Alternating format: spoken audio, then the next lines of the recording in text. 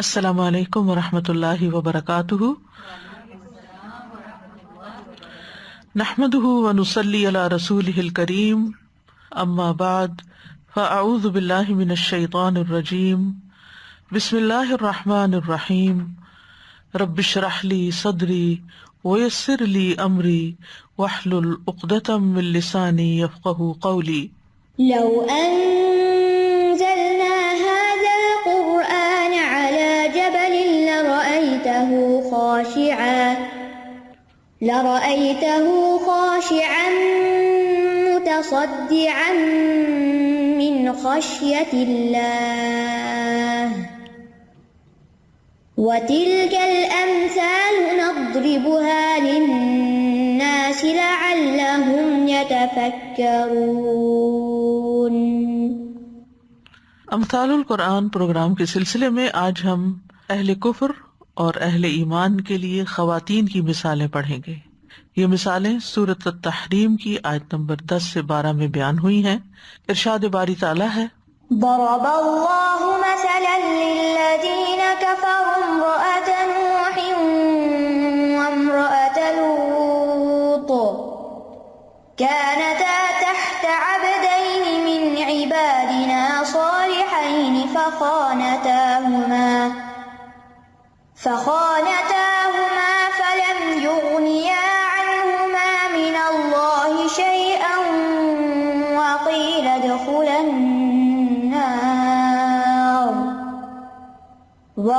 ادخلا النار مع الداخلين۔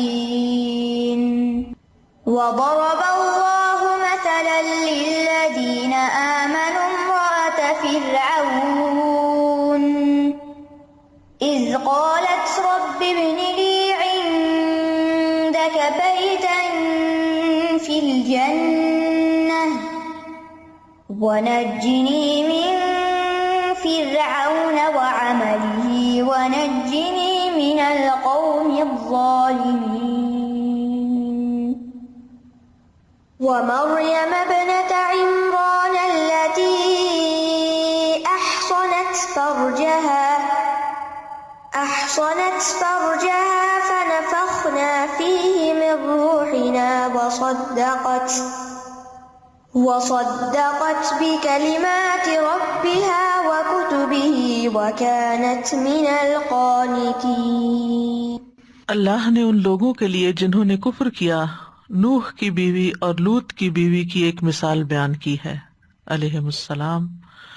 وہ دونوں ہمارے دو نیک بندوں کے ماتحت تھیں، تو ان دونوں عورتوں نے ان سے خیانت کی، تو وہ دونوں اللہ کے مقابلے میں ان کے کچھ بھی کام نہ آ سکے، اور کہہ دیا گیا کہ آگ میں داخل ہونے والوں کے ساتھ تم دونوں بھی داخل ہو جاؤ۔ اور اللہ نے ان لوگوں کے لیے جو ایمان لائے فرعون کی بیوی کی مثال بیان کی ہے، جب اس نے کہا، اے میرے رب، میرے لیے اپنے پاس جنت میں ایک گھر بنا دے، اور مجھے فرعون سے اور اس کے عمل سے نجات دے، اور مجھے ظالم قوم سے نجات دے۔ اور عمران کی بیٹی مریم کی مثال بیان کی، جس نے اپنی شرمگاہ کو محفوظ رکھا، تو ہم نے اس میں اپنی طرف سے روح پھونک دی، اور اس نے اپنے رب کے کلمات اور اس کی کتابوں کی تصدیق کی، اور وہ فرما برداروں میں سے تھی۔ تو یہاں ہم دیکھتے ہیں کہ 4 خواتین کی مثال بیان ہوئی ہے۔ 2 خواتین نبیوں کی بیویاں تھیں، لیکن وہ کافروں کے لیے مثال بن گئی، اور 2 خواتین، ایک ان میں سے فرعون کی بیوی حضرت آسیہ تھیں، اور دوسری مریم ابنت عمران، یہ اہل ایمان کے لیے ایک بہترین مثال قرار پائیں۔ یہ مثالیں سورۃ التحریم میں آئی ہیں۔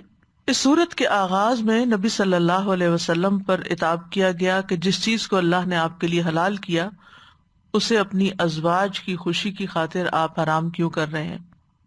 اس کے بعد اللہ سبحانہ وتعالیٰ نے اہل ایمان کو حکم دیا کہ وہ اپنے آپ کو اور اپنے گھر والوں کو آگ سے بچائیں، اور یہ اس صورت میں ہی ممکن ہے جب وہ اللہ اور اس کے رسول کے احکامات پر عمل کریں۔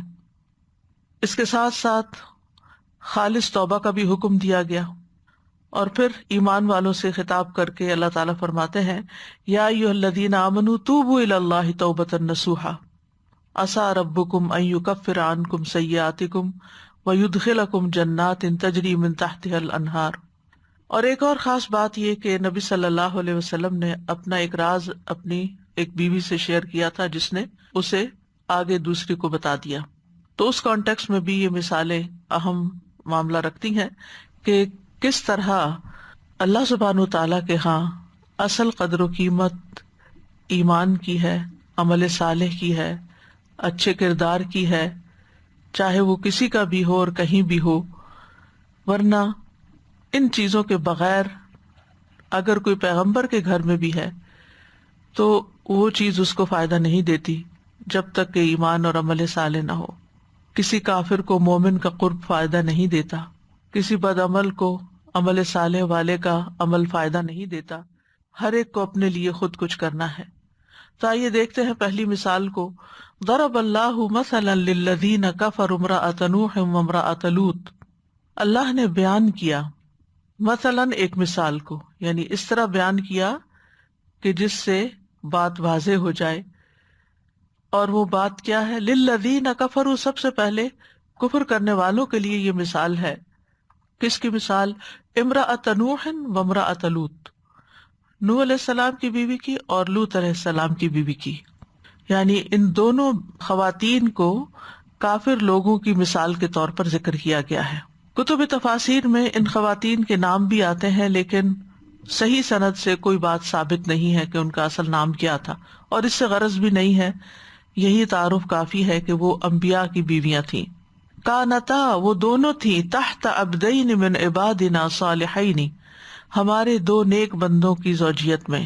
تحت سے مراد ان کی زوجیت میں ہونا، ان کی بیوی ہونا ہے، کیونکہ ان کی عصمت و عزت اور حفاظت جو تھی وہ ان انبیاء کے ذمہ تھی. یعنی سب لوگوں سے زیادہ ان کا تعلق اپنے شوہروں کے ساتھ تھا، اور وہ دونوں نبی تھے. وہ ان کے ساتھ رہتی تھی، وہ ہر چیز ان کے ساتھ شیئر کرتی تھی. یعنی ان کا اللہ کے دو عظیم پیغمبروں کے ساتھ ایک قریبی تعلق تھا. ہم جانتے ہیں کہ بیوی تمام رشتوں میں شوہر سے زیادہ قریب ہوتی ہے. ان دونوں کے درمیان کوئی حجاب نہیں ہوتا، دونوں اپنی زندگی کے زیادہ حصے کو ایک دوسرے کے ساتھ شیئر کرتے ہیں، اپنی زندگی کی بہت سی خوشیاں اور غم ایک دوسرے کے ساتھ شیئر کرتے ہیں، دونوں ساتھ مل کے چلتے ہیں اور ایک خاندان کو پروان چڑھاتے ہیں. لہذا قریب ترین رشتوں سے مثال بیان کی گئی ہے تاکہ بات سمجھ میں آئے. اور عبدین تثنیہ کا صیغہ ہے عبد سے، اور اب اگر ہم دیکھیں تو 4 معنی میں استعمال ہوتا ہے. ایک عبد بمعنی غلام کے، جس کو انسان خریدتا اور فروخت کرتا ہے، العبد بالعبد، غلام کے بدلے غلام، عبدن مملوکن ہم پیچھے مثال میں پڑھ چکے ہیں. دوسرا عبد بمعنی ایجاد کے، یعنی وہ بندے جنہیں اللہ نے پیدا کیا، ایجاد کیا. اس معنی میں عبودیت اللہ کے ساتھ مختص ہے، کسی دوسرے کی طرف نسبت جائز نہیں ہے. سورۃ مریم میں آتا ہے ان کل من فی السماوات والارض الا آتی الرحمن عبدا، تمام شخص جو آسمان اور زمین میں ہیں رحمان کے روبرو بندے بن کر آئیں گے. تو یہ اسی معنی کی طرف اشارہ ہے، جسے سمپل ورڈز میں کہتے ہیں نا ہم سب اللہ کے بندے ہیں، تو اس معنی میں. تیسرا ہے عبد بمعنی عبودیت کے، یعنی حقیقی عبد وہ ہے یا عباد الرحمن وہ ہیں کہ جو اللہ تعالیٰ کی عبادت کر کے، اللہ تعالیٰ کے احکامات پر عمل کر کے عبودیت کا درجہ حاصل کر لیتے ہیں. اور یہ درجہ جو ہے، عبودیت کا مقام جو ہے، اس کی 2 قسمیں ہوتی ہیں. ایک وہ جو اللہ کے مخلص بندے بن جاتے ہیں، جیسے قرآن مجید میں آتا ہے وَاذْكُرْ عَبْدَنَا ایوب، نوح علیہ السلام کے بارے میں آتا ہے اِنَّهُ كَانَ عَبْدًا شَكُورًا. پھر آتا ہے إِلَّا عِبَادَكَ مِنْهُمُ الْمُخْلَصِينَ فَوَجَدَ عَبْدًا مِنْ عِبَادِنَا. تو یہ وہ بندے ہیں جو اللہ کے مخلص بندے ہیں، خالص بندے ہیں، قریبی بندے ہیں. دوسرے جو دنیا کے بندے ہیں، مادی اشیاء کے بندے ہیں، مال و دولت کے بندے ہیں، ان کے غلام ہیں، جو دنیا کی پرستش میں لگے رہتے ہیں، دنیا کی طرف مائل رہتے ہیں، جن کے بارے میں نبی صلی اللہ علیہ وسلم نے فرمایا تعس عبد الدرہم تعس عبد الدینار، درہم و دینار کا بندہ ہلاک ہوا. تو اس سے یہ پتہ چلتا ہے کہ ہر انسان اللہ کا حقیقی معنوں میں بندہ نہیں ہے، کیونکہ ہر شخص مخلص نہیں ہے. لیکن اصل عبد وہ ہے جو عابد ہے، جو عبادت گزار ہے. لیکن عبد جو ہے یہ عابد سے زیادہ بلیغ ہے. تو اس معنی میں تو سب اللہ کے بندے ہیں کہ اللہ نے ان کو پیدا کیا ہے، لیکن اللہ کے اصل بندے وہی ہیں جو اللہ کے اطاعت گزار ہیں، عبادت گزار ہیں. اور یہ دو ابدین کون سے بندے ہوئے ان سارے بندوں میں سے؟ جو مخلص ہیں، خالص ہیں، حقیقی بندے ہیں. صالحین، صالح، درست. یہ صالح جو تھا فساد کا اپوزٹ ہوتا ہے، کبھی اس کے مقابل استعمال ہوتا ہے اور کبھی اچھے کے معنوں میں استعمال ہوتا ہے، نیک کے معنوں میں. تو یہاں نیک کے معنوں میں استعمال ہو رہا ہے کہ وہ دونوں بڑے نیک بندے تھے. فخانتاہما، تو ان دو عورتوں نے اپنے ان دو شوہروں سے، یعنی حضرت نوح اور حضرت لوط علیہ السلام سے، ان کی بیویوں نے خیانت کی. خیانت کا لفظ جو ہے یہ خون سے ہے، یہ امانت اور وفاداری کے الٹ ہے. خیانت کیا ہوتی ہے؟ انسان کی اس چیز میں کوتاہی جس کے بارے میں انسان کو امانت دار ٹھہرایا جاتا ہے، یا جس چیز کی اس کو ذمہ داری سونپی جاتی ہے، رسپانسبلٹی دی جاتی ہے، اس رسپانسبلٹی کو پورا نہ کرنا، یہ خیانت کہلاتا ہے. اور یہاں کس معنوں میں ہے کہ گھر کی باتیں، گھر کے راز باہر ذکر کرنا، باہر بتانا. گھر کی وہ خاص باتیں جو شوہر بیوی کے درمیان ہوتی ہیں، یا پھر گھر کے معاملات ہوتے ہیں، یا راز ہوتے ہیں، ان کو آؤٹ کرنا، باہر لے جانا، دوسروں تک بتانا. شوہر اور بیوی ایک دوسرے کا پردہ ہے، اس پردے کو پھاڑنا، یعنی ایک دوسرے کے عیب، خامیاں، کمیاں، کوتاہیاں دوسروں کے سامنے ذکر کرنا. اللہ سبحانہ وتعالیٰ نے خیانت کو ایک آیت میں بہت اچھی طرح واضح کیا ہے. یا ایھا الذین آمنوا لا تخونوا اللہ والرسول وتخونوا اماناتکم وانتم تعلمون. اے لوگو جو ایمان لائے ہو، اللہ اور رسول کی خیانت نہ کرو اور نہ اپنی امانتوں میں خیانت کرو، یعنی جو بندوں کی امانتیں تمہارے پاس ہیں یا ذمہ داریاں ہیں، جبکہ تم جانتے ہو. اسی طرح خیانت خفیہ طور پر حق کی مخالفت کرنے کے معنوں میں بھی آتا ہے. خفیہ طور پر حق کی مخالفت کرنا، اسی لیے خیانت اور نفاق دونوں ہم معنی بھی ہوتے ہیں. کبھی خیانت کا لفظ عہد اور امانت کا پاس نہ کرنے پہ بولا جاتا ہے، اور نفاق دین میں خیانت ہوتی ہے، عقیدے میں خیانت ہوتی ہے، یعنی عہد شکنی کر کے حق کی مخالفت کرنا اور خفیہ طور پر عہد شکنی کرنا. تو ان دونوں بیویوں کی خیانت کیا تھی؟ ان کی خیانت گھریلو معاملات میں نہیں تھی، ان دونوں بیویوں کی خیانت مال میں نہیں تھی، عزت و عصمت میں نہیں تھی، شوہر کے جسمانی حق کے معاملے میں نہیں تھی. کیونکہ یہ بات حدیث سے ثابت ہوتی ہے کہ کسی نبی کی کوئی بیوی کبھی بدکاری کی مرتکب نہیں ہوئی، زنا کی مرتکب نہیں ہوئی. یعنی شادی شدہ عورت کا زنا کرنا بھی شوہر سے خیانت ہے. نیک عورتوں کی جو صفت قرآن مجید میں بیان ہوئی ہے وہ کیا ہے؟ فالصالحات قانتات حافظات للغیب بما حفظ اللہ. تو اس میں اپنی عزت و عصمت کی حفاظت بھی آ جاتی ہے. تو یہاں ان دونوں بیویوں کی خیانت پھر کیا تھی؟ وہ تھی ایمان کے تقاضوں کی خیانت. یہ وہ خیانت تھی جو ایک منافق کرتا ہے. یعنی منافق کیا کرتا ہے؟ 4 باتیں جس میں وہ پکا منافق ہے. بات کرے تو جھوٹ بولے، عہد کرے تو پورا نہ کرے، امانت رکھی جائے تو خیانت کرے، اور جھگڑے تو گالی دے. اور اس میں آپ دیکھیے کہ یہاں پر یہ اپنے اس عہد کی بھی خفیہ طور پر عہد شکنی کر رہی ہیں جو ایک انسان ایمان لا کر اللہ تعالیٰ سے باندھتا ہے، یا پھر شادی کرنے کے بعد شوہر کے ساتھ مل جل کے زندگی بسر کرنے کا جو ایک عہد ہوتا ہے. اور پھر یہ کہ ایمان کے جو تقاضے تھے ایک پیغمبر کی بیوی ہونے کی حیثیت سے، اس میں خیانت تھی. ان کا فرض کیا بنتا تھا کہ یہ شوہر کی ذمہ داریوں میں ان کے لیے مددگار بنے، ان کے لیے سپورٹ بنے، ان کا ساتھ دیں. کیونکہ والمؤمنون والمؤمنات بعضهم اولیاء بعض یأمرون بالمعروف وینہون عن المنکر. مومن مرد اور مومن عورتیں ایک دوسرے کے مددگار ہوتے ہیں، وہ نیکی کا حکم دیتے ہیں، برائی سے روکتے ہیں. لیکن انہوں نے خیانت کی، اور وہ کیا تھی کہ انہوں نے اپنی راہ الگ نکال لی. یہ اپنے شوہر کے اس ذمہ داری اور اس کے تقاضوں کے ساتھ پوری طرح ہم آہنگ نہیں تھی، اس سے متفق نہیں تھی. ان کی وفاداریاں اپنی قوم کے ساتھ تھی جو پیغمبر کا انکار کرتی تھی. یعنی اہل ایمان کے ساتھ وفاداری ہونے کے بجائے ان کی وفاداری کافر قوم کے ساتھ تھی. یہ دونوں منافق تھی، سمپل ورڈز میں آپ یوں کہہ سکتے ہیں. بظاہر ایمان کا اظہار کرتی تھی لیکن دل میں کفر چھپاتی تھی. یہ ان دونوں کی خیانت تھی. ابن عباس کہتے ہیں کہ کسی عورت نے کسی نبی پر سرکشی نہیں کی بلکہ ان دونوں کی خیانت دین میں تھی. ظاہری طور پر فرما بردار تھی، یعنی بظاہر جی بالکل جی بالکل جی ہاں جی ہاں، لیکن اندر سے وہی کرتی تھی جو مرضی ہوتی تھی.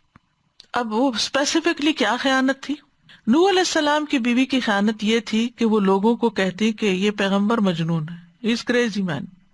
جب کوئی نوح علیہ السلام پر ایمان لاتا تو وہ وقت کے جابر حکمران کو بتا دیتی کہ فلاں ایمان لے آیا ہے، وہ ہمارے گھر آیا تھا، وہ بھی ہمارے ساتھ مل گیا ہے. یعنی ایک طرح سے گھر کی جاسوسی کرتی. وہ کہتے ہیں نا گھر کا بھیدی لنکا ڈھائے. تو وہ بجائے اس کے کہ اپنے شوہر کو سپورٹ کرتی، وہ غیروں کو سپورٹ کر رہی تھی، کفار کو سپورٹ کر رہی تھی، کافر قوم کا ساتھ دیتی تھی. ابن عباس سے ایک اور روایت میں آتا ہے ان دونوں کی خیانت یہ تھی کہ نوح علیہ السلام کی بیوی ان کے راز افشا کرتی تھی. جب کوئی شخص نوح علیہ السلام پر ایمان لے آتا تو نوح علیہ السلام کی ظالم قوم کو اس بات کی خبر دے دیتی. اور جہاں تک لوط علیہ السلام کی بیوی کا تعلق ہے تو لوط علیہ السلام جب کسی کو اپنے ہاں مہمان ٹھہراتے تو وہ شہر کے لوگوں میں اس کی خبر دے دیتی تاکہ وہ بدعملی کرنا چاہیں ان کے ساتھ تو کر لیں. اور باقی بھی تفصیلات آتی ہیں کہ وہ گھر میں آگ جلا دیتی جس سے دھواں نکلنے لگتا، جس سے لوگوں کو پتہ چل جاتا کہ ان کے گھر میں کوئی مہمان آئے ہیں، اور پھر وہ چڑھ دوڑتے اور وہ جیسے وہ فرشتے آئے تھے اور انہوں نے ہی خبر دی تھی کہ گھر میں نوجوان لڑکے آئے ہیں، جس کی وجہ سے قوم کے لوگ ان کے گھر پہ چڑھ دوڑے تاکہ وہ ان فرشتوں کے ساتھ جو بہت خوبصورت نوجوان تھے بدعملی کر سکے. اب اس خیانت کا نتیجہ کیا ہوا؟ فلم یغنیا عنہما من اللہ شیئا، تو وہ دونوں نبی اپنی بیویوں کو اللہ سے بچانے میں کام نہ آ سکے. چاہے وہ نبی تھے، ان کا بڑا مقام تھا، لیکن چونکہ بیویوں کے اندر خیانت تھی لہٰذا وہ بچا نہیں سکے، ان کو فائدہ نہیں دے سکے، کام نہ آ سکے. وقیل ادخلا النار مع الداخلین، دونوں سے کہہ دیا گیا کہ آگ میں جانے والوں کے ساتھ تم بھی آگ میں چلی جاؤ. یعنی ان کے اعمال کا جو انجام تھا وہ بہت برا ہوا. نبی کی بیوی ہوتے ہوئے بھی عذاب سے نہ بچ سکی. نبیوں کے اندر یہ قوت نہ تھی کہ وہ اپنی بیویوں سے عذاب کو ہٹا سکتے. بیوی اور شوہر کا رشتہ کیسا بھی ہو، بہرحال دونوں کے درمیان کچھ نہ کچھ ایک دوسرے سے ہم آہنگی ہوتی ہے، کچھ اقدار ملتی جلتی ہوتی ہیں، کچھ انٹرسٹ ایک جیسے ہوتے ہیں، ایک وقت ساتھ گزارا ہوتا ہے، ایک تعلق ہوتا ہے. اس کی بنا پر آخری عمر میں خاص طور پر دونوں ایک دوسرے کے لیے کچھ نہ کچھ سپورٹ بن جاتے ہیں، اختلافات بھول جاتے ہیں. کوئی بیمار ہو جائے، کوئی مصیبت میں پڑ جائے تو ساری پچھلی باتیں بھول کے انسان آگے بڑھ کر مدد کرتا ہے. لیکن یہاں پر جب یہ مصیبت میں پڑی تو شوہر کام نہیں آ سکے. تو اس سے کیا پتہ چلتا ہے کہ کسی کا رشتہ دار کتنا بھی اس کے قریب ہو، یعنی شوہر بیوی سے زیادہ کون سا رشتہ ایک دوسرے کے قریب ہو سکتا ہے، کتنا بھی قریب ہو، لیکن اس کی نیکیاں گناہگار کو، بدکار کو کام نہیں آ سکتی. سورۃ ہود میں واضح طور پر لوط علیہ السلام کی بیوی کو قوم کے ساتھ عذاب ملنے کی بات ہمیں پتہ چلتی ہے. یعنی یہ جو کہا گیا نا اوپر کہ وقیل ادخل النار مع الداخلین، کہہ دیا گیا داخل ہو جاؤ، یعنی قیامت کے دن ہی داخل ہوگی جہنم میں. لیکن دنیا میں جب ان کو موت آئی تو اس وقت ان کو خبر دے دی گئی. اور یہ بھی کہا جاتا ہے کہ موت کے وقت ان کو کہا جائے گا، اور اس سے مراد عذاب قبر یا جو موت کے بعد کی آگ ہے. جیسے قوم نوح کو پانی میں غرق کیا گیا تھا لیکن آگ میں ڈال دیا گیا. آل فرعون بھی آگ پہ پیش کی جاتی ہے حالانکہ وہ بھی پانی میں غرق ہوئے تھے. تو یہاں ان سے بھی کہہ دیا گیا تم بھی اب آگ میں چلیے، موت کے ساتھ ہی. موت ایک بہت تلخ حقیقت ہے جس کو عام طور پر ہم بھولے رہتے ہیں. دنیا میں ہمیں کوئی غم ہوتا ہے، دکھ ہوتا ہے، پریشانی ہوتی ہے، ہم ایک دوسرے کی مدد کرتے ہیں، ایک دوسرے کا حال پوچھ لیتے ہیں، ایک دوسرے کو انس فراہم کرتے ہیں، ایک دوسرے کے قریب ہوتے ہیں، سوشلائز کرتے ہیں، تو ہم اپنے وقتی طور پہ غم بھول جاتے ہیں. یعنی انسان کو انسانوں کی کمپنی جو ہے وہ بہت سے طریقوں سے فائدہ دیتی ہے. یعنی سوشلائزنگ جو ہے نا وہ انسان کی ضرورت ہے. وہ یہ کہتے بھی ہے نا مین از اے سوشل اینیمل. لیکن انسان ہمیشہ یاد رکھے کہ موت کے ساتھ ہی انسان تنہا ہو جائے گا. تنہائی سے دل لگانا سیکھنا چاہیے. اگر زندگی میں کبھی بھی لونلینس فیل ہو کہ بعض اوقات انسان بہت سے لوگوں کے اندر رہتے ہوئے بھی لونلی ہوتا ہے، کیونکہ کوئی اس کی بات سمجھتا نہیں، کوئی اس کی تکلیف کو نہیں سمجھتا، کوئی اس کے مسئلے کو نہیں سمجھتا، یا ذہنی ہم آہنگی نہیں ہوتی. اور شوہر ایمان والا اور بیوی نفاق پہ کیا ذہنی ہم آہنگی ہوگی، کیا تعاون ہوگا؟ اگر وقتی طور پہ باتوں سے کوئی دل بہلا بھی دیا تو وہ جیسے کہتے ہیں نا سول میٹ ہونے والی بات تو نہیں نا. یعنی یہ بات خصوصی طور پر وہاں ہوتی ہے جب شوہر اور بیوی کے درمیان نظریاتی فرق ہوتا ہے، دین کا فرق ہوتا ہے، ذہنی تفاوت ہوتا ہے، ذہن دونوں کے الگ الگ طریقے سے سوچتے ہیں، ایک آخرت کے لیے سوچ رہا ہے، ایک دنیا کے لیے سوچ رہا ہے، تو کتنا بڑا فرق ہو جائے گا. ظاہر ہے جو آخرت کے لیے سوچتا ہے وہ اپنے مال میں، اپنے وقت میں، اپنی جان میں، اپنی محنت، ہر چیز میں یہ مد نظر رکھے گا کہ یہ چیز میری آخرت مجھے کیسے فائدہ دے گی. اور جو دنیا کے لیے سوچتا ہے وہ بالکل اس کے الٹ سوچے گا، وہ دوسرے کو بے وقوف سمجھے گا، ہر وقت کی لڑائی ڈالے رکھے گا. تو دنیا کی تنہائی کوئی تنہائی نہیں ہے. یعنی یہ جو لونلی نیس ہے نا، یہ آج کی دنیا میں بہت بڑا مسئلہ ہے. کچھ لوگ تو واقعی فزیکلی لونلی ہوتے ہیں کیونکہ بچے ساتھ چھوڑ جاتے ہیں، یا شادی نہیں ہوتی، یا ویسے ہی خاندان کوئی نہیں ہے، حرام کے بچے ہیں، کسی نے اون ہی نہیں کیا، کہاں ہومز میں پلے، کہاں لوگوں کے پاس پلے، کہیں ان کو چھوڑ کے چلے گئے. طرح طرح کی تنہائیاں ہیں. لیکن یہ تنہائیاں کوئی حقیقت نہیں رکھتی زیادہ، کیونکہ پھر بھی انسان تنہا ہوتے ہوئے بھی کہیں نہ کہیں کسی سے ملاقات کر لیتا ہے، کسی کے پاس بیٹھ جاتا ہے، کسی کو کال کر لیتا ہے، کسی کے ساتھ چیٹ کر لیتا ہے، ٹی وی پہ کچھ دیکھ لیتا ہے تو وقتی طور پہ ان سے کنیکٹ کر لیتا ہے اپنے آپ کو. یعنی کچھ نہ کچھ ان کو حرکت زندگی کی نظر آتی رہتی ہے دائیں بائیں. بالکل تنہائی نہیں ہے، لیکن ہر انسان اپنے آپ کو تنہائی کے لیے تیار کر لے، کیونکہ موت اس کو سب سے بڑی تنہائی دینے والی ہے. قبر اس کے لیے تنہائی کا مقام ہے. کوئی ساتھ نہیں ہوگا، کوئی کام نہیں آئے گا، کوئی فائدہ نہیں دے گا. اور پھر موت کے بعد جب قیامت کے دن اٹھیں گے، کون کس کو پوچھے گا؟ کوئی کسی کو نہیں پوچھے گا، ہر ایک کو اپنی پڑی ہوگی، کوئی کسی کے کام نہیں آئے گا. فَلَمْ يُغْنِ عَنْهُمَا مِنَ اللَّهِ شَيْئًا. صرف وہ لوگ الٹیمیٹلی ملیں گے جو ایمان پر ہوں گے، باقی سب ہمیشہ کے لیے جدا ہو جائیں گے. بس یہ 4 دن کا وقت ہے، اچھے سے گزار لیں لوگوں کے ساتھ. کوئی پتہ نہیں کہ کل کس کے ساتھ دوبارہ ملنا نصیب ہوتا ہے یا نہیں ہوتا. اپنا نہیں پتا کسی کو کہ ہمارا انجام کیا، دوسرے کا کیا خبر. اگر دونوں اللہ کی خاطر محبت کرتے ہیں تو عرش کا سایہ نصیب ہو اور وہاں ہو سکتا ملاقات ہو جائے. لیکن وہاں بھی جب تک جنت میں پہنچ نہیں جاتے تو ایک فکر تو لائق ہوگی نا کہ آگے ابھی قنطرہ بھی ہے جہاں حساب کتاب ایک اور ہے. اور اگر دونوں جہنم میں جاتے ہیں تو ہر ایک کو اپنی پڑی، اور اگر ایک جنت میں جاتا اور ایک جہنم میں جاتا تب بھی جدائی. تو یہ رشتے بڑے ہی نازک ہیں. یہ رشتے صرف چند دن کے ہیں، یہاں کے لیے ہی ہیں. آگے ایک طویل تنہائی ہے اور اس کے بعد ملاپ ہے، اور وہ بھی خوش قسمت لوگوں کا ملاپ ہے. اس لیے انسانوں کی قدر بھی کرنی چاہیے اور اس وقت کو لوگوں کے ساتھ اچھے سلوک سے گزارنا بھی چاہیے. تو بہرحال لوط علیہ السلام کی بیوی کو ان کی قوم کے ساتھ عذاب دیا گیا. سورۃ ہود میں آتا ہے قالوا یا لوط انا رسل ربک لن يصلوا الیک فاسر باہلک بقطع من اللیل ولا یلتفت منکم احد الا امرأتک انہ مصیبها ما اصابہم ان موعدہم الصبح الیس الصبح بقریب.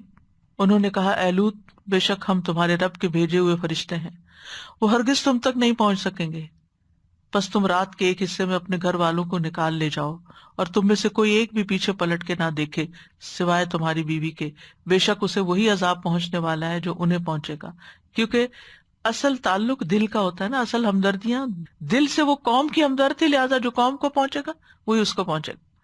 بے شک ان کے وعدے کا وقت صبح کا ہے، کیا صبح قریب نہیں، بس تھوڑا سا وقت باقی ہے، اپنے مقرر وقت پر عذاب آ جائے گا. تو اس مثال کو اس لیے بیان کیا گیا ہے کہ کافر اس سے عبرت پکڑیں، اپنی جہالت سے نکل آئیں، اپنی گمراہی سے نکل آئیں، اور خاص طور پر اس عقیدے سے باز آ جائیں کہ وہ سمجھتے ہیں ان کے بت قیامت کے دن ان کی سفارش کریں گے اور ان کو اللہ سے چھڑا لیں گے. انبیاء اپنی بیویوں کو نہیں چھڑا سکے تو یہ بت تمہیں کہاں سے چھڑا سکیں گے؟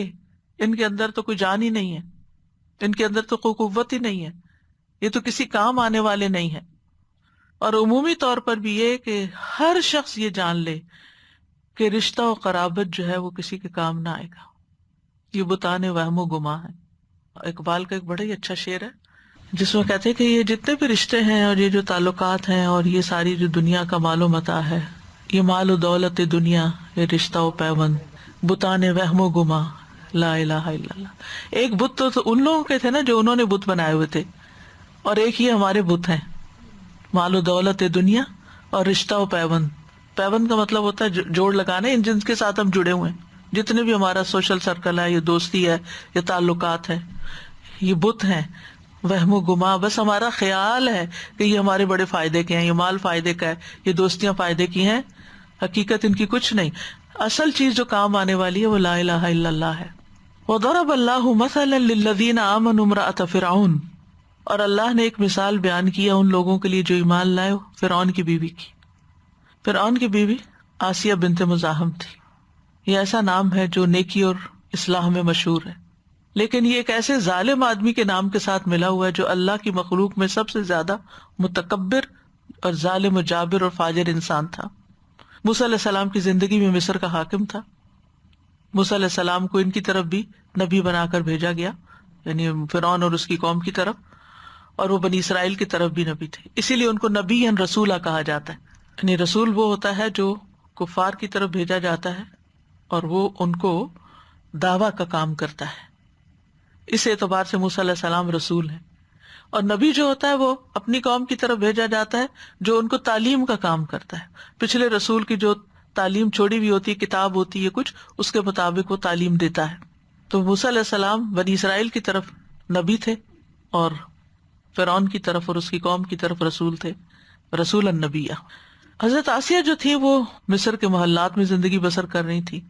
فرعون کی تعمیرات تو آپ دیکھتے ہی ہیں، احرام مصر آپ دیکھ لیں، یا ان کے باقی اسٹیچوز اور جو ان کا اریگیشن کا سسٹم. ابھی میں ایک امیج دیکھ رہی تھی جس میں مصر کے اندر کی جو نہریں بہتی تھی ان کا پورا ایک جال بچھا ہوا جس پر اس کو بڑا فخر تھا. تو ابھی اس کو نکالا گیا، یعنی دیکھا گیا کہ وہ کیا تھا. تو بظاہر دنیاوی اعتبار سے ایک بڑی مملکت کے ایک بڑے ظالم جابر بادشاہ کی بیوی جو خوشحالی میں اور نعمتوں میں زندگی بسر کر رہی تھی، لیکن جس وقت اللہ نے ایمان دے دیا تو اس کے سامنے یہ نعمتیں کوئی حیثیت نہیں رکھتی تھی. اور یہ حقیقت ہے، جس دل میں جنت سما جائے. اسی لیے انہوں نے مانگا تو کیا مانگا؟ رب ابن لی عندک بیتا فی الجنہ. تو جس دل میں ایمان آ جاتا ہے اس دل میں دنیا کی کوئی دولت کوئی اہمیت نہیں رکھتی. میں کسی کے بارے میں سن رہی تھی، سلف صالح میں سے کوئی اپنے بیٹے کو نصیحت کرتا ہے کہ بیٹا تم نے قرآن حفظ کر لیا ہے، اگر دنیا کا کوئی امیر ترین شخص بھی تمہارے سامنے آ جائے اور تم اس پہ رشک کرنے لگو تو تم نے اپنے اس اعزاز کی قدر نہیں کی. تمہارے سینے کے اندر جو دولت ہے وہ ساری دنیا کی دولت سے زیادہ ہے. ایمان کی جو دولت ہے، ایمان انسان کو کہاں سے کہاں پہنچا دیتا ہے، اور جہنم کی کھائیوں سے نکال کر جنت کے اعلیٰ درجات تک لے جاتا ہے. تو یہ جو ایمان کی دولت ہے یہ سب سے بڑی دولت ہے. قرآن کی دولت سب سے بڑی دولت، ہوا خیر مما یجمعون. اس لیے کبھی بھی انسان کو دنیا کے حقیر حطام پر، کوڑا کرکٹ کے اوپر رونا نہیں چاہیے کہ میرے پاس یہ نہیں ہے وہ نہیں، اور انسان حسرت کرے ان چیزوں پر جو دوسروں کے پاس ہم سے زیادہ ہے.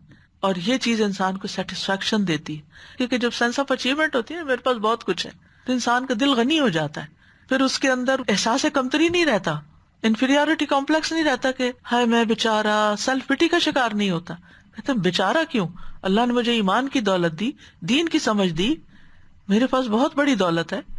اور باقی نعمتوں پہ بھی اگر انسان غور کرے تو بہت کچھ ہے انسان کے پاس. ان ایمان والوں کو مثال دی جا رہی ہے کہ تم دیکھو ایمان کتنی بڑی دولت ہے. آسیہ علیہ السلام کو دیکھو، اور پھر آپ دیکھیے کہ للذین آمنوا، سب مرد عورتیں چھوٹے بڑے سب کے لیے ایک مثال.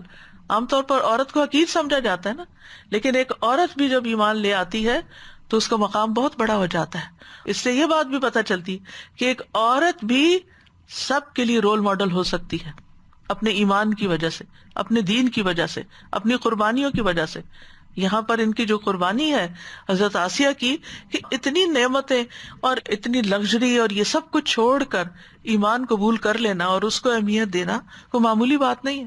عام طور پر ہم دین کی طرف کیوں نہیں آتے کہ ہماری دنیا چھٹے گی، ہماری جاب چھٹ جائے گی، ہمارا اسٹیٹس چلا جائے گا، لوگوں کی نظروں میں پھر ہم کوئی امپورٹنٹ نہیں رہیں گے. اگر ہم ان جیسا ڈریس اپ نہیں ہو، ان جیسے لائف سٹائل اختیار نہیں کریں تو پھر ہمیں کوئی پوچھے گا نہیں، ہم سے کوئی رشتہ نہیں کرے گا، ہم سے کوئی تعلق قائم نہیں کرے. ڈزنٹ میٹر، کوئی بات نہیں، اسی میں خیر ہوگی. کئی دفعہ جب مائیں ذکر کرتی ہیں نا کہ سب کچھ اچھا تھا، بس لڑکی کے حجاب کی وجہ سے رشتہ نہیں ہوا، تو میں کہتی اسی میں خیر تھی، پتہ نہیں اگر رشتہ ہو جاتا تو کس کس مصیبت سے گزرتی. آپ شکر کریں اگر نہیں ہوا، اللہ نے جہاں لکھا ہے وہاں ہو جائے گا. تو بعض اوقات انسان کو دین کی وجہ سے، ایمان کی وجہ سے کوئی امتحان بھی آ جاتا ہے، کوئی آزمائش بھی آ جاتی ہے.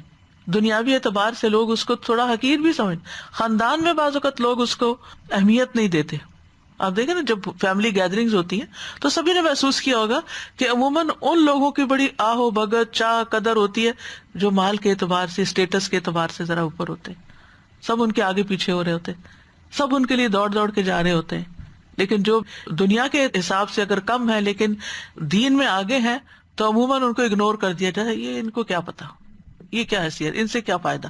حالانکہ اگر آپ ان کے پاس بیٹھے تو آپ کو وہ دولت مل جائے جو آپ کو دونوں جہانوں کے لیے کافی ہو جائے. تو بہت خوبصورت مثال ہے ایمان والوں کے لیے اور سارے ایمان والوں کے لیے کہ دیکھو زمین پہ سب سے سرکش انسان کی بیوی کا ایمان کیسا تھا اور کتنا بڑا تھا، اور اس نے مانگا تو کیا مانگا. فرعون کی سرکشی مانی ہوئی ہے. اللہ سبحانہ وتعالیٰ گواہی دیتے ہیں وَإِنَّ فِرْعَوْنَ لَعَالٍ فِي الْأَرْضِ وَإِنَّهُ لَمِنَ الْمُسْرِفِينَ کہ فرعون یقیناً زمین میں سرکش ہے اور حد سے گزرنے والوں میں سے ہے. اور یہ بھی اللہ تعالیٰ نے فرمایا وَمَا أَمْرُ فِرْعَوْنَ بِرَشِيدٍ فرعون کا حکم ہرگز کسی طرح درست نہ تھا، بالکل غلط رستے پر تھا. اب جب یہ ایمان لے آئی اور مشکلات کا سامنا کرنا پڑا تو اللہ سے جنت مانگ لی اور اللہ کا قرب مانگ لیا. اذ قالت رب ابن لی عندک بیتا فی الجنہ جب کہنے لگی اے میرے رب میرے لیے اپنے پاس جنت میں گھر بنا دے، اپنے پاس پہلے.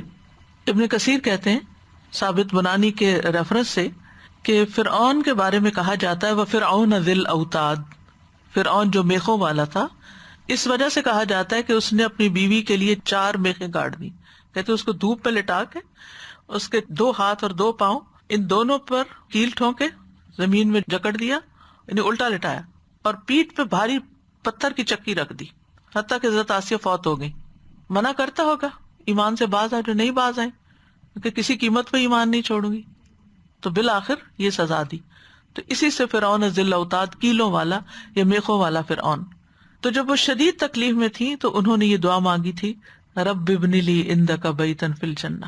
سلسلہ صحیحہ میں آتا ہے ابو ہریرہ کہتے ہیں فرعون نے اپنی بیوی کے دونوں ہاتھوں اور دونوں پاؤں کے لیے 4 میخیں گاڑی. جب وہ فرعونی ان سے جدا ہوتے تو فرشتے ان پہ سایہ کر لیتے.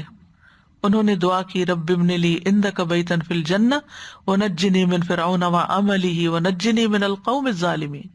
اے میرے رب میرے لیے اپنے پاس جنت میں گھر بنا، مجھے فرعون اور اس کے عمل سے یعنی اس کے ظالمانہ فعل سے نجات دے، اور مجھے ظالم لوگوں سے جو فرعونی اس کے حکم کے تحت یہ سارے ظلم ڈھا رہے تھے ان پر، اللہ مجھے ان سے بھی چھٹکارا نصیب فرما. تو اللہ سبحانہ تعالیٰ نے جنت میں ان کے گھر سے پردہ ہٹا کر ان کو دکھا دیا. ابن جریر کہتے ہیں کہ فرعون کی بیوی کو دھوپ میں کھڑا کر کر کے ایذا دی جاتی. فرعون جب انہیں دھوپ میں کھڑا کر کے چلا جاتا تو فرشتے اپنے پروں سے ان پہ سایہ کر دیتے اور وہ جنت میں اپنا گھر دیکھا کرتی. اسی طرح ابن جریر نے ایک اور روایت میں لکھا ہے کہ فرعون کی بیوی پوچھتی کہ کون غالب آیا ہے، انہیں بتایا جاتا موسیٰ اور ہارون غالب آئے ہیں. وہ کہتی میں موسیٰ اور ہارون کے رب پر ایمان لاتی ہوں. جب انہوں نے یہ کہا کہ میں ان پہ ایمان لاتی ہوں تو فرعون نے پیغام بھیجا، کیونکہ فرعون بہت بفرا ہوا تھا نا کہ وہ ہار گیا تھا اتنے بڑے مقابلے میں. جتنا بڑا کسی کا تکبر ہوتا ہے، جو جتنا اوپر چڑھا ہوتا ہے، جب وہ گرتا ہے تو بڑی چوٹ لگتی ہے، اس کو زیادہ چوٹ لگتی ہے. تو ایک معمولی انسان ہوتا ہے وہ گرے پڑے بھی تو اس کو پتہ نہیں چلتا. تو فرعون کو اور زیادہ غصہ آ گیا. اس نے پیغام بھیجا کہ کوئی سب سے بڑی چٹان دیکھو اور آسیہ پہ گرا دو، اگر یہ اپنی بات سے باز آ گئی تو میری بیوی ہے. تو وہ کہاں باز آنے والی تھی؟ تو وہ کارندے جو قوم الظالمین تھی وہ بڑے بھاری پتھر کی چٹان لے آئے. تو انہوں نے آسمان کی طرف نظر اٹھائی، یعنی حضرت آسیہ نے، اور جنت میں اپنا گھر دیکھ لیا. اپنی بات پہ قائم رہی. اسی حال میں ان کی روح پرواز کر گئی اور ان کے مردہ جسم پر وہ چٹان ڈال دی گئی. اور یہاں اس دعا کے اندر بڑی خوبصورتی ہے. علماء کہتے ہیں کہ فرعون کی بیوی نے گھر سے پہلے پڑوسی کو منتخب کیا. نیبرہڈ کیسا ہے؟ انہوں نے جنت بعد میں مانگی، اللہ کا قرب پہلے مانگا. رب ابن لی عندک بیتا فی الجنہ، عندک بیتا فی الجنہ، تیرے قریب ترین گھر چاہیے، تیرا قرب چاہیے. یہ ہوتی ہے محبت، کیونکہ جس سے محبت ہوتی ہے نا انسان اس کے قریب رہنا چاہتا ہے. اور یہ پہلی نشانی ہوتی ہے، انسان اس کے قریب آتا ہے. یہ نہیں ہو سکتا کہ کوئی دور دور ہے اور کہ مجھے آپ سے بڑی محبت ہے، وہ کون مانے گا اس کو؟ کیونکہ اس محبت کے اندر اتنی کشش ہوتی ہے. تو جس کے اندر اللہ کی محبت ہے وہ بھی اللہ سبحانہ تعالیٰ کا قرب حاصل کرنے کے لیے تڑپے گا، اور خاص طور سے سجدوں سے اس کو محبت ہو جائے گی. سجدے سے سر اٹھانے کو دل نہیں چاہے گا، سجدے میں لذت آ جائے گی. نماز سے محبت ہو جائے گی، نماز بھاری نہیں لگے گی. فرصت کی نماز کو دل چاہے گا کہ دل لگا کے آرام سکون سے پڑھو. کیونکہ کچھ اوقات ہماری زندگیوں میں ایسے ہوتے ہیں نا، جب گھر والوں کے تقاضے ہوتے ہیں، کچھ اور کام ہوتے ہیں، ہری ہوتی ہے، رش ہوتا ہے، جتنا چاہیں آپ کنسنٹریٹ نہیں کر سکتے. لیکن الحمدللہ دن میں کوئی نہ کوئی وقت ایسا آ جاتا ہے جب سب لوگ اپنے کام میں مشغول ہیں، تو پھر آپ اپنے کام میں مشغول ہو. وہ نماز جو پڑھیں تو پھر خوب دل لگا کے پڑھیں، خوب اچھے سے سجدہ کر کے، خوب انجوائے کر کے، جیسے کہتے ہیں نا مزہ لے لے کے. یہ بہت ضروری ہے، اور اس سے آپ اپنے دل کا جائزہ لے سکتے ہیں کہ آپ کے دل میں واقعی اللہ کی محبت کتنی ہے. جلدی جلدی نہ کیا کریں کہ جلدی سے سجدہ کرو، ٹھونگے مار کے اٹھ جاؤ. یہ منافق کی نماز ہوتی ہے جس کا دل اللہ کی طرف نہیں ہوتا. مومن کی نماز فرق ہوتی ہے. اس کا یہ مطلب نہیں کہ گھر والے بھوکے بیٹھے ہیں، وہ انتظار کر رہے ہیں، افطار کے ٹیبل پہ بیٹھے ہیں اور آپ لمبے سجدے کر رہے ہیں اور آپ لمبے لمبے نوافل. اس وقت نہیں، ابھی نوافل کا وقت آگے آ رہا ہے جب سارے کھا پی کے اپنے اپنے کام میں لگ جائیں گے، تو پھر اب آپ کے پاس بھی ٹائم ہے. فَإِذَا فَرَغْتَ فَانْصَبْ وَإِلَىٰ رَبِّكَ فَارْغَب. تو فارغ ہونے کی عبادت اور ہے اور مصروفیت کی عبادت اور ہے. جب آپ کے اوپر لوگوں کی ذمہ داریاں بہت ہوتی ہیں تو اس وقت آپ آگے پیچھے بھی کر لیتے ہیں. فرض پڑھ لیے، سنت تھوڑی ٹھہر کے پڑھ لی، جیسے نبی صلی اللہ علیہ وسلم سے بھی ثابت ہے یہ بات. لیکن یہ نہیں کہ جب آپ کو فراغت بھی ہے، آپ کے پاس وقت بھی ہے، گھر میں بھی کوئی نہیں، آپ انجوائے کر کے نماز پڑھ سکتے ہیں، اس وقت بھی آپ جھٹ پر نماز پڑھ کے فون ساتھ رکھا ہوا ہے، بس آپ کا دھیان ادھر ہی ہے، ٹن بجی ہے، بیل بجی ہے، کیا ہوا ہے. یہ محبت نہیں ہے، یہ ہم اپنے آپ کو دھوکہ دے رہے ہیں. پھر ہمیں محبت ہے اپنے اس سوشل سرکل سے جس کے ساتھ ہم ہر وقت ان ٹچ رہتے ہیں، واٹس ایپ کے تھرو یا سیل کے تھرو. تو ہم سب کو اپنے اپنے دل کا جائزہ لینا چاہیے کہ کیسی محبت ہے، کیا قرب چاہتے ہیں اللہ کا. کیونکہ وسجد واقترب ہے. دنیا میں اگر قرب ملتا ہے اللہ کا تو سجدے میں ملتا ہے، اور پھر قرآن کے پڑھنے میں ملتا ہے. تو پھر قرآن کی تلاوت سے کتنی محبت ہے. کیا اس کو پڑھتے ہوئے انجوائے کرتے ہیں، یا ورقے گنتے رہتے کتنا رہ گیا اور کتنا باقی ہے، ختم ہونے میں کتنا رہ گیا ہے، اتنے سپارے رہتے ہیں ابھی میرے، رمضان ختم ہونے والا ہے. نہیں، ایسے تھوڑی کہ بس ایک حاضری لگوانی ہے اور لوگوں کو بتانا ہے کہ ہم نے پورا قرآن کیا تھا، یہ 10 کیے تھے، یہ کتنے کیے. انجوائے کریں، کیونکہ محبت میں ایک خوشی ہوتی ہے، محبت میں ایک لذت ہوتی ہے. جو کام محبت سے کیا جاتا ہے اس کی اپنی خوبصورتی ہوتی ہے. تو ہم اس میں دیکھ سکتے ہیں کہ ہماری عبادتوں میں، قرآن کے ساتھ ہمارے تعلق میں، ہمارے سجدوں میں کتنی خوبصورتی ہے، کتنی خوشی ہے. پھر وہ کہتی ہیں ایک چیز مانگی اور ایک چیز سے نجات مانگی، رب کا قرب مل جائے اور فرعون سے نجات مل جائے. وَنَجِّنِي مِن فِرْعَوْنَ وَعَمَلِهِ، کہ مجھے فرعون سے اور اس کی سزا سے نجات دے دے، یا مجھے اس بات سے نجات دے دے کہ میں ان کے طریقے پہ عمل کروں جس کی طرف یہ مجھے بلا رہے ہیں. کیونکہ وہ کہتے تھے ہمارے دین پہ لوٹاؤ. یعنی فرعون کا عمل کیا تھا؟ کفر تھا، تکبر تھا. مجھے یہ عمل نہیں چاہیے، میں اس کا ساتھ اس میں نہیں دے سکتی. اس سے کیا پتہ چلتا ہے کہ لا طاعت لمخلوق فی معصیت الخالق. چاہے شوہر ہو، مخلوق کی اطاعت میں خالق کی نافرمانی نہیں کی جا سکتی، اللہ کو ناراض نہیں کیا جا سکتا. وَنَجِّنِي مِن فِرْعَوْنَ وَعَمَلِهِ. تو یہ دعا جو ہے بڑی ہی بے مثال دعا ہے، بڑی جامع دعا ہے کہ کس طرح جب ایمان دل میں راسخ ہو جاتا ہے تو ایک مومن عورت کی زبان سے کیسے الفاظ نکلتے ہیں. دنیا کی دولت پہ لات مار کے اور دنیا کے بادشاہ کو چھوڑ کر حقیقی بادشاہ کی طرف رغبت کرتی ہیں. تو جس عورت کا ایمان بلند ہوتا ہے اس کی سوچ کی پرواز بھی بڑی بلند ہوتی ہے. وہ چھوٹی چھوٹی چیزوں پہ، حقیقی چیزوں پہ نہیں وہ ریجھ جاتی ہے اور اس کے پیچھے نہیں اپنی جان کو ہوتی. اس کا ویژن بلند ہوتا ہے، اس کی سوچ بلند ہوتی ہے، اس کے خواب بڑے بلند ہوتے ہیں. اور یہاں اسلام ایک عورت کو اپنے ایمان میں گرو کرنے، اپنے عمل میں آگے بڑھنے میں اس کو آزادی دیتا ہے. اس کا ایمان شوہر کے ایمان کے تحت نہیں ہے، اس کا عمل شوہر کے عمل کے تحت نہیں ہے کہ اوہ میرا شوہر بہت نیک ہے، میرے بھی کام آ جائے گا، مجھے بھی چھڑا لے گا، یا یہ کہ میں کیا کروں، وہ تو کچھ کرتا نہیں، سارا کچھ مجھے ہی کرنا ہے، ایسے گھر کے ماحول میں میں کیسے عبادت کر سکتی. آپ کی اپنی دنیا ہے، اور اصل دنیا دل کی دنیا ہوتی ہے. دل میں ایمان سما جائے تو پھر ماحول کیسا بھی ہو آپ اس میں اپنے طریقے پہ چل سکتے ہیں یا کوشش کر سکتے ہیں. اور یہ بھی ساتھ کے وَنَجِّنِي مِنَ الْقَوْمِ الظَّالِمِينَ، کیونکہ بعض اوقات ایسا ہوتا ہے کہ اصل ظالم تو چلا جاتا ہے لیکن اس کے جو اثرات ہوتے ہیں وہ انسان کو وہ ماحول اپنے اندر پکڑ لیتا ہے. تو اس لیے مجھے اس قوم کے عمل سے بھی نجات چاہیے، ان ظالموں سے بھی نجات چاہیے. تو بہرحال آسیہ علیہ السلام جو ہے وہ صبر استقامت میں بے مثال ہے. کس طرح ایمان پر، اطاعت پر مضبوطی کے ساتھ، ثابت قدمی کے ساتھ، سختیوں کے باوجود جمی رہی.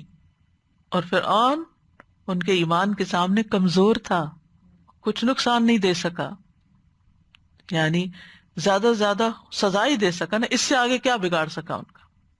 اور جہاں ان پہ اس کی طرف سے یہ مصیبت آئی اس کے بدلے میں ان کو کیا مل گیا جو صرف دنیا کے خوش قسمت ترین انسانوں کو ہی ملا کرتا ہے. تو آسیہ علیہ السلام کی اس مثال کا مقصد کیا ہے؟ اس سے یہ پتہ چلتا ہے کہ بوقت ضرورت مومن کا میل جول، ان کا مکس اپ ہونا کفار کے ساتھ ہو سکتا ہے. گھر میں ایسے لوگ ہو سکتے ہیں کہ جن کا ایمان درست نہ ہو، لیکن اس کے باوجود وہ ایک نان مسلم سوسائٹی کے اندر رہتے ہوئے، ایک ایسے گھرانے میں ایسے لوگوں کے ساتھ رہتے ہوئے جن کا کوئی دین ایمان نہیں، وہ اپنے ایمان کو بچا سکتے ہیں. ان کو اپنے ایمان کو بچانا ہے. یعنی کسی کے پاس یہ عذر نہیں ہونا چاہیے کہ وہ میں کیا کروں، میری تو شادی ایسے شخص سے ہو گئی کہ جس کا کوئی دین ایمان ہی نہیں، اب میں کیسے دین پہ چلوں، میں اگر اس کا ساتھ نہ دوں، اس کے قدم کے ساتھ قدم ملا کے نہ چلوں تو پھر میری زندگی مشکل ہو جائے گی، وہ نکال دے گا، طلاق ہو جائے گی. ایمان ہر صورت بچانا ہے، چاہے جان ہی کیوں نہ چلی جائے. یعنی سچے ایمان والے کا، مومن کا کافر کے ساتھ رہنا نقصان نہیں دیتا، وہ اس کو انفلوئنس کرتا ہے، اس کے لیے ایک مثال پیدا کر. یعنی آپ سوچئے، پیچھے چلے جائیے، اس دور میں چلے جائیے، پورا امیجن کیجئے کہ جب یہ واقعہ پیش آ رہا ہوگا، ایک عورت استقامت کا پہاڑ بنی ہوئی ہے، آس پاس دیکھنے والے سارے ان کے لیے کیا مثال قائم ہوئی ہوگی. یعنی آپ سوچئے اگر آج کے دور میں ایسی کوئی خبر میڈیا پہ نشر ہوتی ہے تو لوگوں پہ کتنا بڑا امپیکٹ ہوگا، کتنے لوگ اس سے انسپائر ہوں گے.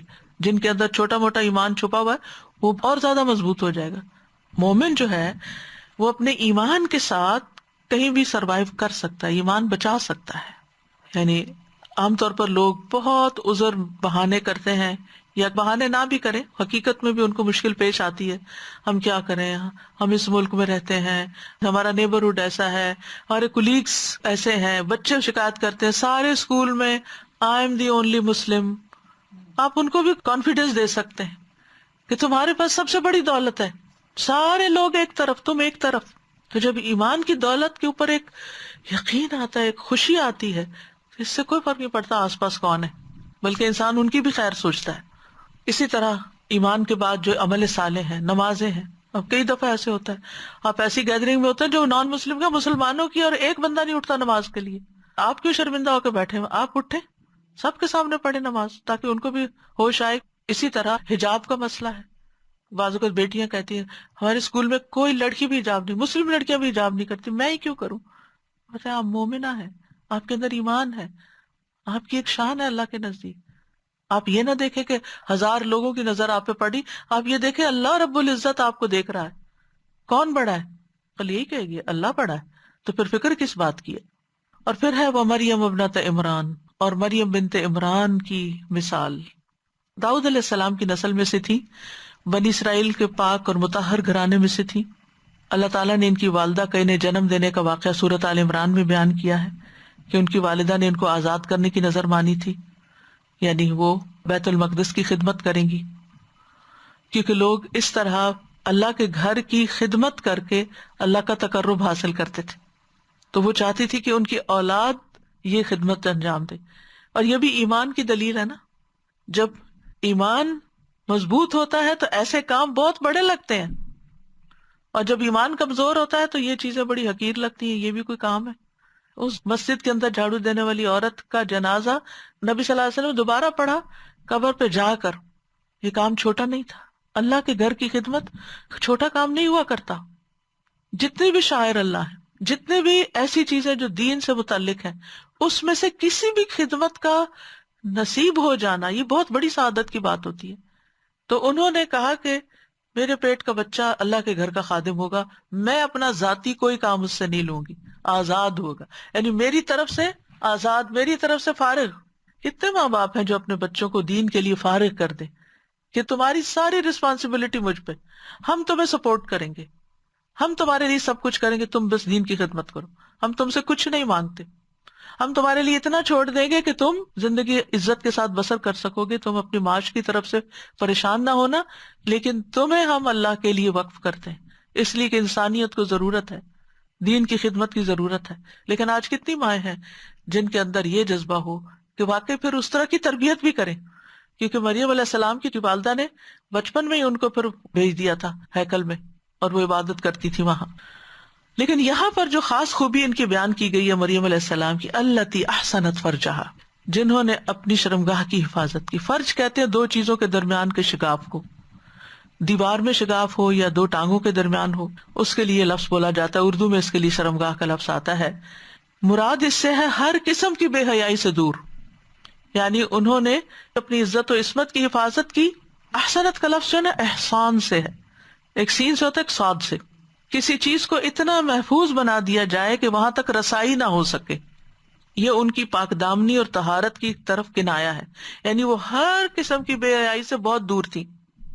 فنفخنا فیہ من روحنا، تو ہم نے اس میں اپنی روح میں سے پھونکا، یعنی جبریل کے واسطے سے اللہ تعالیٰ نے جبریل کو انسانی شکل میں بھیجا کہ وہ ان کے گریبان پر پھونک مارے، تو وہ پھونک جو تھی پھر وہ سرایت کر گئی حمل کی جگہ پر، انہوں نے حضرت عیسیٰ کا حمل ٹھہر گیا، اور یہ دنیا کی ایک اور انوکھی مثال تھی۔ وہ صدقت، مزید ان کی خوبی کیا تھی؟ وہ صدقت بکلمات ربہا وکتبہ، انہوں نے اپنے رب کے کلمات، احکامات اور اس کی کتابیں جو آسمانی کتابیں تھیں ان کی تصدیق کی کہ یہ سچ ہے۔ یہاں بھی آپ دیکھیں ایمان ہے، تصدیق ہے، یعنی انجیل اور تورات اور زبور وغیرہ کی تصدیق مراد ہے۔ اور کلمات رب سے مراد کہتے ہیں جبریل علیہ السلام کا قول، جب انہوں نے آ کے ان سے بات کی تھی، انما انا رسول ربک لاہب لک غلاما زکیا، یا ان اللہ اصطفاک وطہرک واصطفاک علی نساء العالمین۔ تو یہ اللہ کے کلمات تھے نا کہ اللہ تعالیٰ تمہیں ایک رسپانسبلٹی دے رہا ہے، تو انہوں نے اس کو ایکسپٹ کر لیا۔ یہ نہیں کہ وہ سارا حمل کا زمانہ رو دھو کے گزارا کہ میرے اوپر کیا مصیبت آ گئی، میں ہی کیوں، نہیں، صدقت، ٹھیک ہے رب کا یہ فیصلہ ہے۔ اور یہ بھی کہا جاتا ہے کہ اس سے حضرت عیسیٰ علیہ السلام اور انجیل مراد ہے۔ عیسیٰ علیہ السلام کیا تھے؟ کلمت اللہ تھے، اور دوسری طرف انجیل اللہ کا کلام۔ وکانت من القانتین، اور وہ فرما برداروں میں سے تھی۔ قنوت کہتے ہیں اطاعت پر ہمیشگی کو، اور خشوع و خضوع کے ساتھ اسے لازم کر لینا۔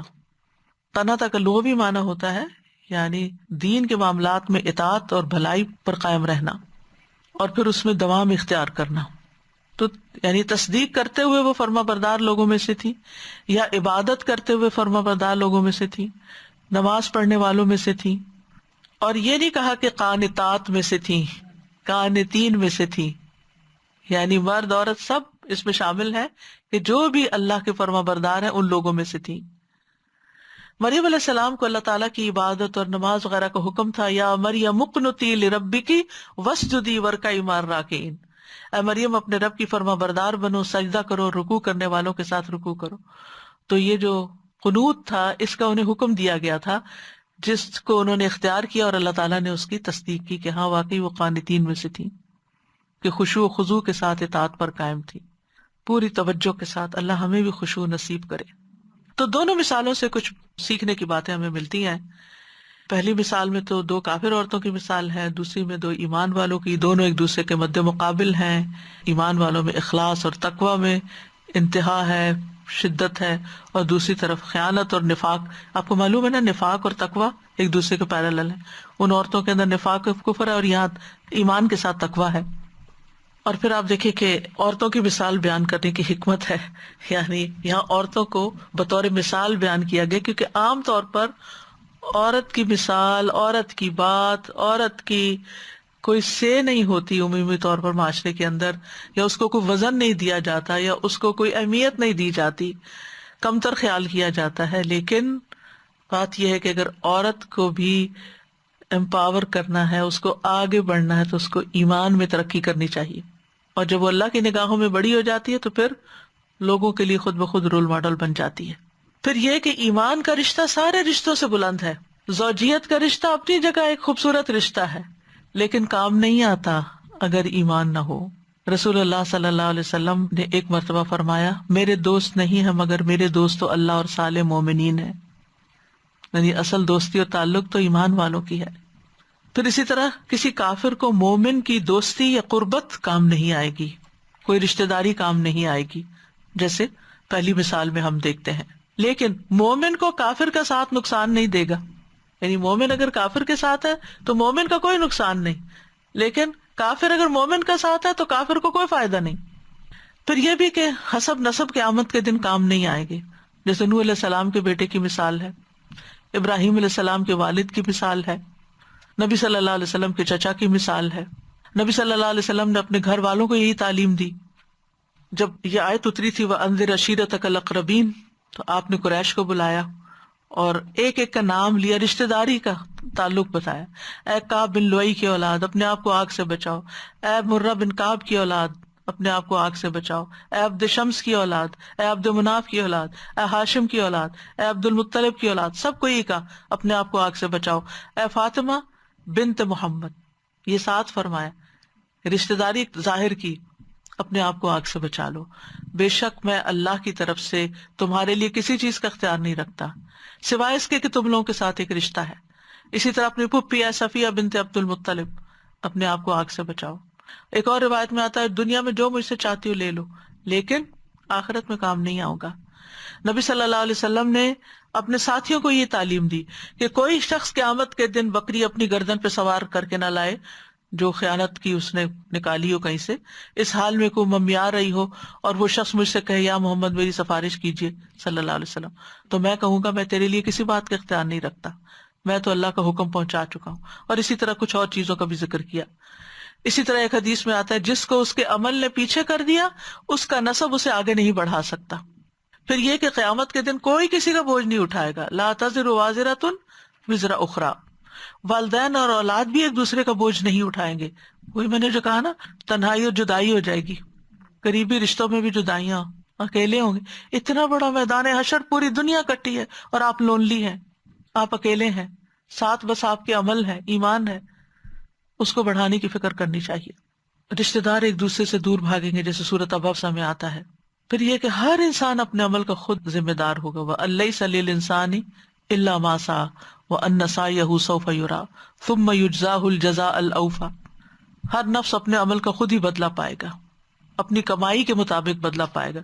كُلُّ امْرِئٍ بِمَا كَسَبَ رَهِينٌ، ہر ایک کو اسی کے مطابق بدلہ ملے گا جو کوشش کر کے آیا.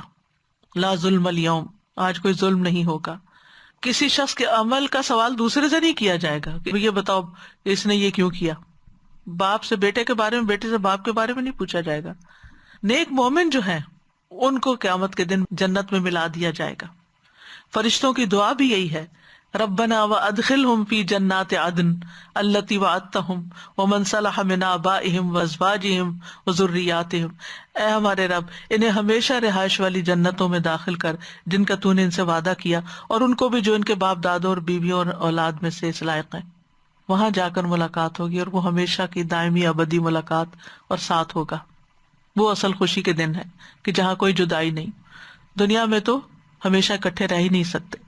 اور پھر یہ کہ نیک لوگ نیک لوگوں کے ساتھ ہوں گے. فَأُولَٰئِکَ مَعَ الَّذِينَ أَنْعَمَ اللَّهُ عَلَيْهِم مِّنَ النَّبِيِّينَ وَالصِّدِّيقِينَ وَالشُّهَدَاءِ وَالصَّالِحِينَ وَحَسُنَ أُولَٰئِکَ رَفِیقًا. انسان دنیا میں جس سے محبت کرتا ہے قیامت کے دن اس کے ساتھ ہوگا. المرء مع من احب، قیامت کے دن نیک لوگوں کی صحبت فائدہ دے گی.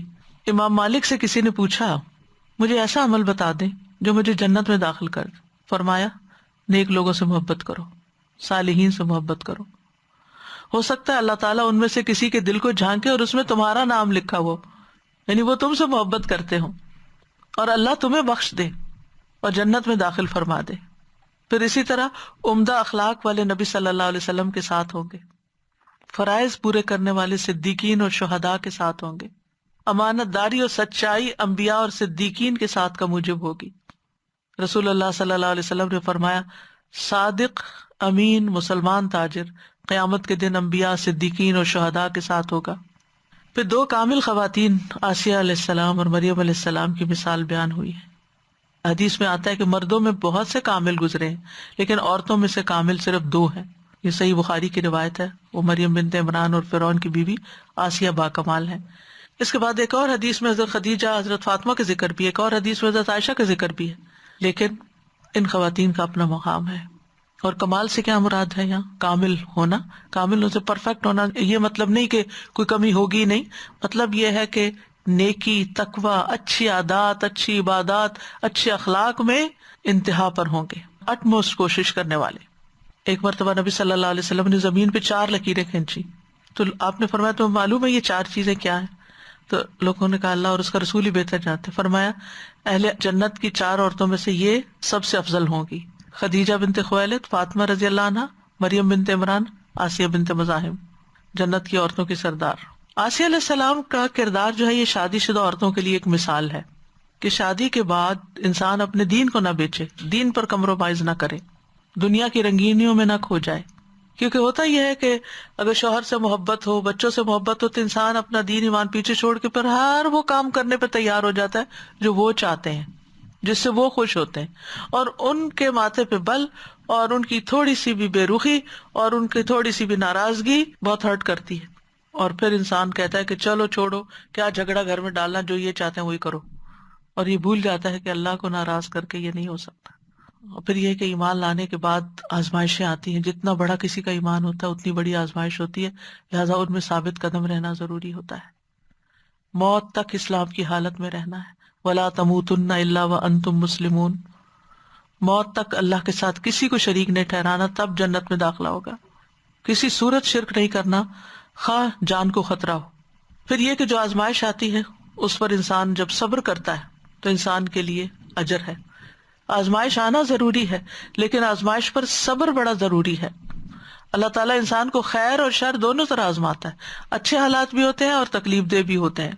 اور جو جتنا نیک ہوتا ہے اس پر اتنی سخت آزمائش ہوتی ہے، اور جو جتنا صبر کرتا ہے اس کا ایمان اتنا ہی اونچا جاتا ہے. صبر ایمان کی افضل ترین حالت ہے. اور بے صبرا پن جہنمی عورتوں کی صفت ہے. رسول اللہ صلی اللہ علیہ وسلم نے فرمایا بے شک فساق جہنمی ہے.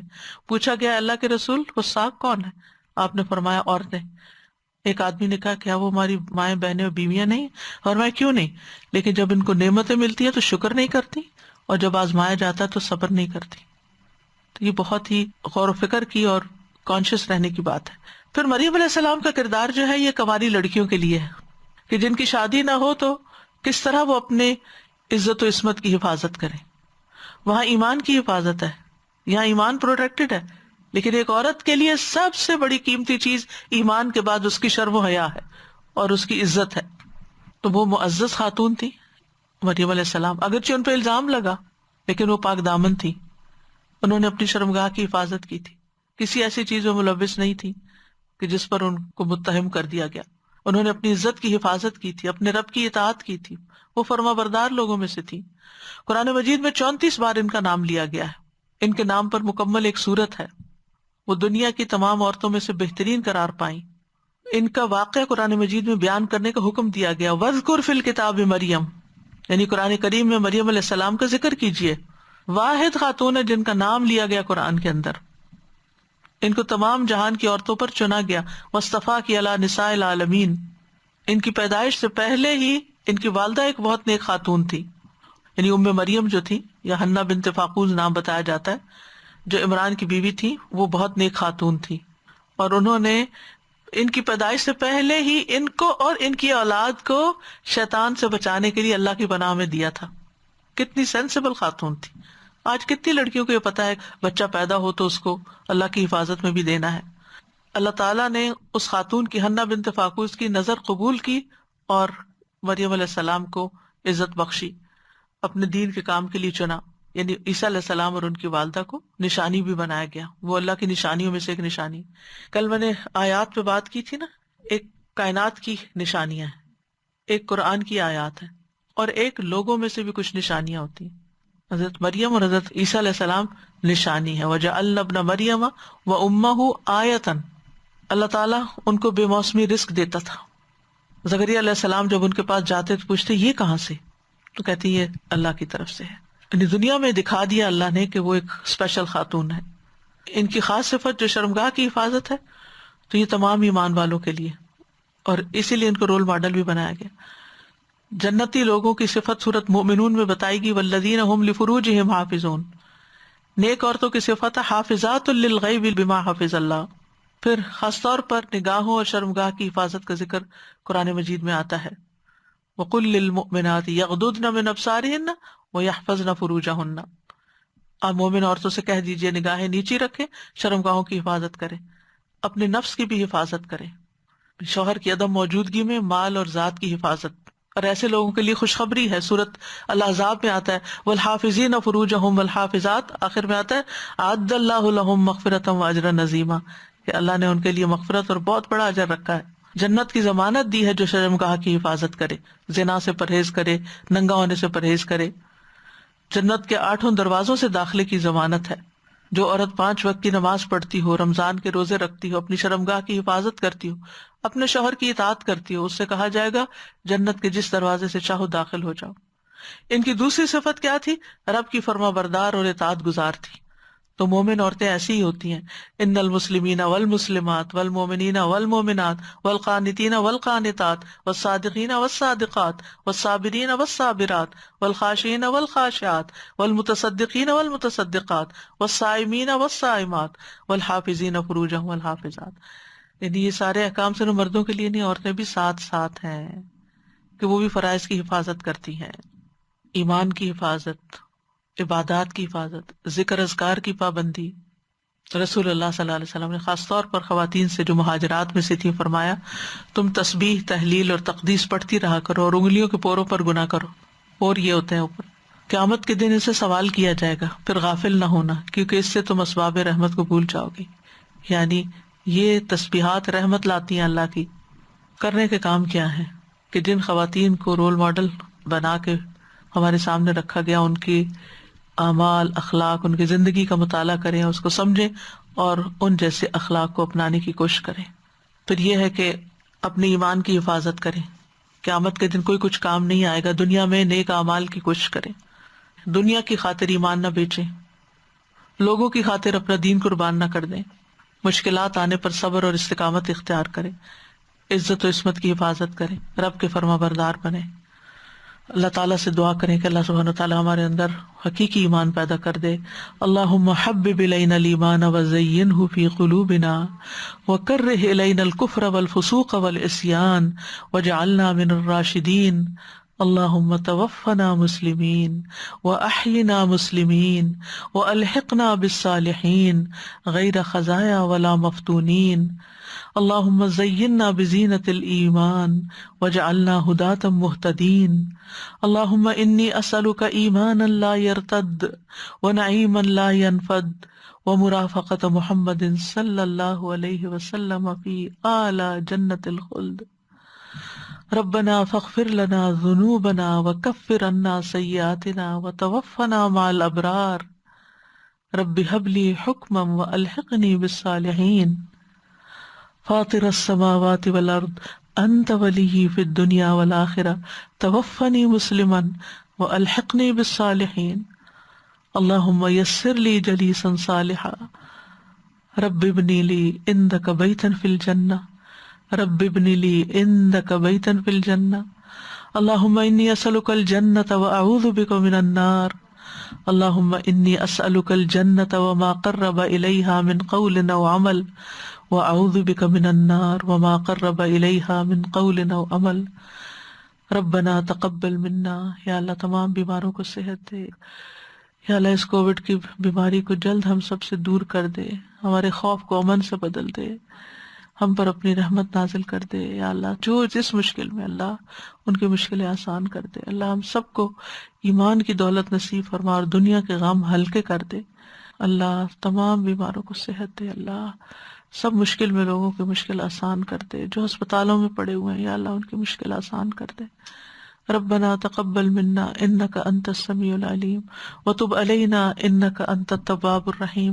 وصلی اللہ تعالی علی خیر خلقہ محمد وعلی آلہ واصحابہ واہل بیتہ اجمعین. ہم یہ پڑھے تھے کہ کسی کا عمل دوسرے سے نہیں پوچھا جائے گا، تو کیا کوئی ایسی حدیث ہے جس میں یہ ہے کہ ایک بندہ جنت کی طرف جا رہا ہوگا لیکن اس کو روک لیا جائے گا کہ تم نے اپنے بچوں کی تربیت نہیں کی؟ وہ تو اس کی ذمہ داری تھی نا، تو اس کا عمل تھا جس کے بارے میں اس سے پوچھا جا رہا ہے نا. ٹھیک ہے، وہ ذمہ داری پوچھی جا رہی ہے. لیکن اگر اس نے اپنی ذمہ داری پوری کی ہوئی ہے اور بچے اپنی مرضی سے بگڑے ہیں، پھر باپ سے نہیں سوال ہوگا. جی استاذہ جی، ایک سوال جو عموماً لوگ کرتے ہیں، عورتیں اپنا نام چینج کرتی ہیں نا شادی کے بعد، تو یہاں پہ امرۃ النو اور امرۃ تو مسز کہلا سکتی ہیں.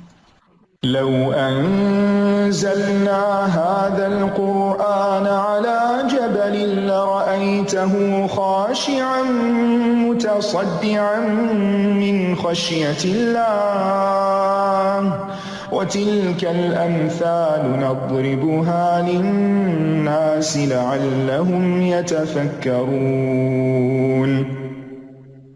وآخر دعوانا ان الحمد للہ رب العالمین. سبحانک اللہم وبحمدک، اشہد ان لا الہ الا انت، استغفرک واتوب الیک. السلام علیکم ورحمۃ اللہ وبرکاتہ.